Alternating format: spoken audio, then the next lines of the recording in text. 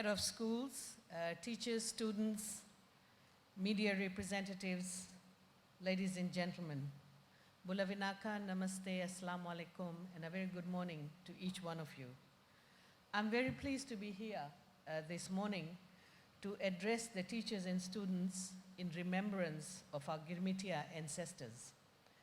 This is the first time that we have organized a program for our students to understand the Girmit era and how the Girmit era contributed to the development of this country. But first of all, I just want to know whether you know about the history of Girmit. Well, if you don't, then today is a perfect opportunity for you to learn as we take you back to the Girmit days to show how Girmit, as an integral part of Fiji's rich history, contributed to the development that I talked about, that is the socio-economic development of this country. Ladies and gentlemen, while we enjoy freedom, prosperity, and unity, we must also appreciate that this did not come without a lot of pain, hardship, and struggles. Every year on 14th May, we take time to remember the journey of the indentured laborers who set foot on the shores of our beloved nation in 1879. This year marks the 143rd anniversary since the arrival of the first ship, the Leonidas from India, carrying 498 Indian laborers. Fiji was ceded to Great Britain in the year 1874 by the Fijian chiefs upon the signing of Deed of Cession. And the first governor of Fiji, Sir Arthur Gordon, was responsible for taking care of Fiji's economy. Since he did not want to disrupt the Fijian way of communal life, he suggested that laborers be brought to work in Fiji under the indenture system from India, because India was a British colony at that time.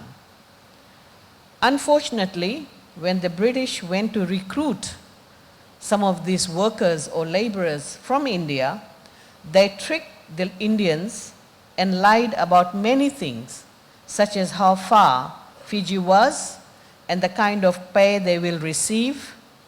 The Girmitians were made to believe that Fiji was a land of milk and honey, that Fiji is a place where there is plenty of food and lots of money. The recruiters gave Indians false hope that they will have a good life in Fiji and targeted young, healthy people, men, women, girls, and boys. And these laborers were between the age of 25 to 30, most of them. And the idea was, if they recruit young, robust, healthy individuals, they'll be able to do more work in the farm. When the Indian indentured labor system was established by the British during the 19th century, it was to create a new way of acquiring labor from its colonies, and this after the end of slavery in 1834. So before 1834, countries were using slaves. In other words, these were all bonded slaves who were brought in from various countries to contribute to the economy. But when slavery ended, the Britishers came up with another system just to make it more legitimate. And this was the indenture system, getting the workers over, and they promised they will pay them well, they'll look after these laborers, but that was not the case. So even if you look at the history of Girmit or indenture system, there are a number of countries that come in mind. Fiji is just one, but there are other countries where Girmitians went and worked. For example, Mauritius, Suriname, Guyana, Trinidad and Tobago. In fact, there are many other countries as well. I mean, the list goes on. But these were the places where the Indian laborers or workers were brought to these countries to work in farms, in mines, and other sectors of the economy. The people who came to Fiji under the indenture system were called Girmitias. Girmit, the word Girmit, means an agreement. So it was under this agreement that the indentured laborers came. So I hope you'll be able to know what Girmitia means and what Girmit means. Girmit is an agreement. Girmitias are the people who came under that agreement. The people who came to Fiji, they were made to work on sugarcane, cotton, and copra farms. And that's why you can see all the sugarcane placed in front of you, which signifies how the Girmit era, the Girmitias worked on the farm to produce sugar, and the sugar was exported, and that's where the foreign exchange came for Fiji, which helped in the development of the nation. The conditions in which they lived and worked were not good. They were beaten, kicked, punched, and whipped in the fields. Women and girls were ill-treated, even sexually abused, and families were tortured. But the people endured these hardships and made a life for themselves after the indenture system was over. Some returned to India, but many remained in Fiji, often because they did not have enough money to return to India. Those who stayed back made Fiji their homes. Indentured laborers have done a lot to develop Fiji as a modern state. Their sacrifice and struggle nourished Fiji's economy. We all must appreciate the contribution of the indentured laborers. Most of the Girmitias did not have any education, but they knew that to get out of the hardship they were facing, they must provide their children with good education. And they also knew that no one could take away education from them. The Britishers can beat them, they can whip them, they can do whatever they want, but if they educate their children, no one can take away that education. And it is for this reason you have seen that different communities within the Fijians of Indian descent, for example, Arya Samaj, Sanatan Dharam, then we have the Muslim community as well as Sangam. They have established schools all around Fiji. A Girmitia by the name of Mr. Badri Maharaj led the early education revolution for Girmitias and their descendants. He used his own funds to establish Wairuku Indian School in Reki Reki in 1898, even before the Girmit ended, now known as Wairuku Primary School. Among the alumni from this school was none other than the pioneering Itoke leader and statesman Ratusel Alasukuna. In those days, not all children could go to school, but as more schools were established, more children received education and helped to build our economy. A number of people worked very hard and managed to get government grants with the provision of trained teachers and the beginnings of a uniform curriculum. We saw that our children, that is the children of Girmitias, were given the education they needed. Today there are 180 schools, a university and a nursing institute set up by the descendants of Girmitias.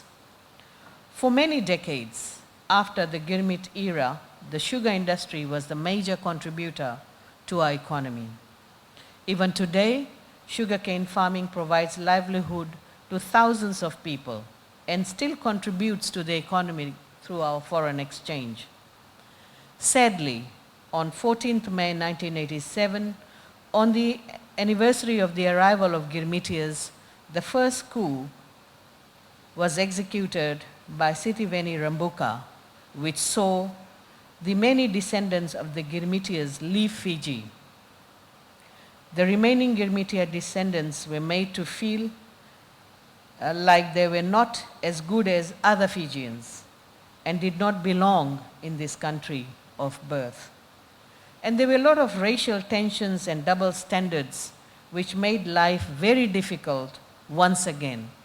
In other words, first, the Girmitias, they suffered in Fiji, and then after the coup, the descendants of Girmitias again suffered at the hands of the coup maker, where discrimination was practiced and openly, the people who were born in this country, just because they were Fijians of Indian descent, they were asked to leave this country.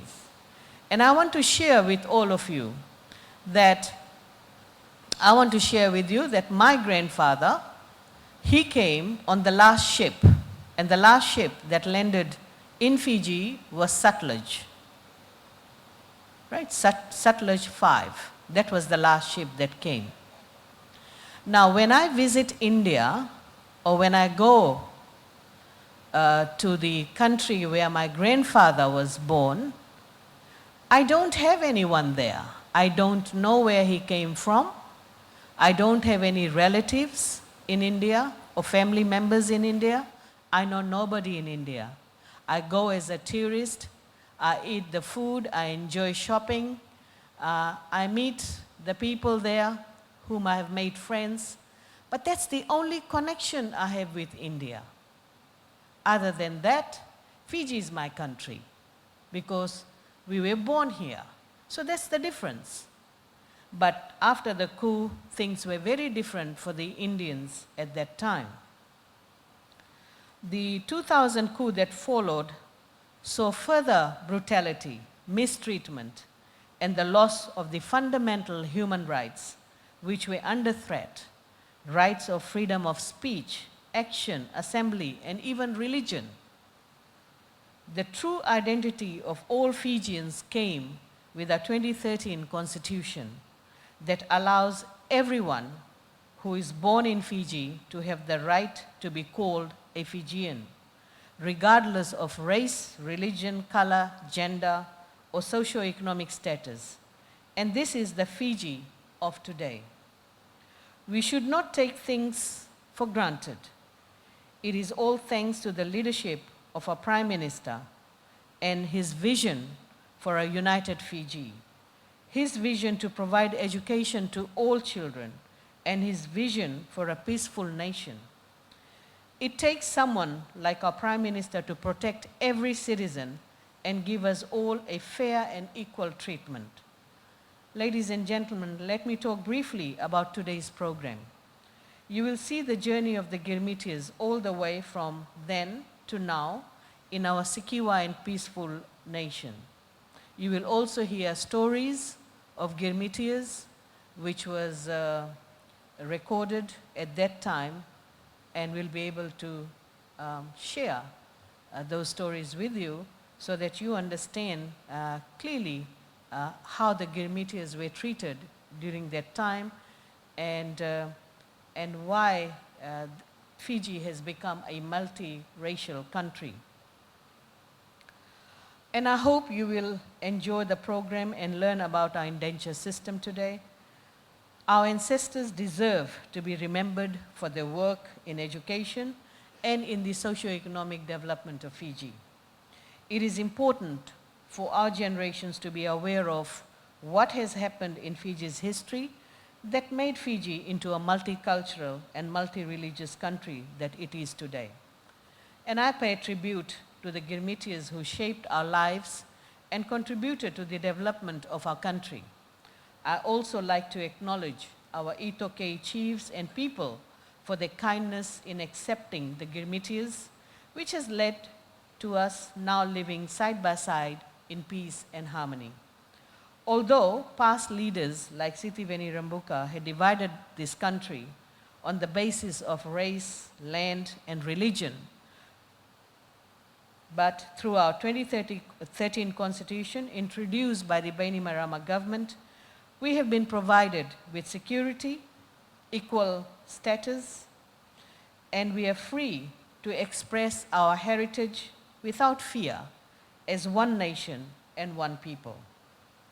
Thank you very much, and I hope today you all understood what Girmit is and why we celebrate Girmit Day, not only in Fiji, but all those colonies that went through the indenture system. So thank you very much, Vinaka Vakalevu.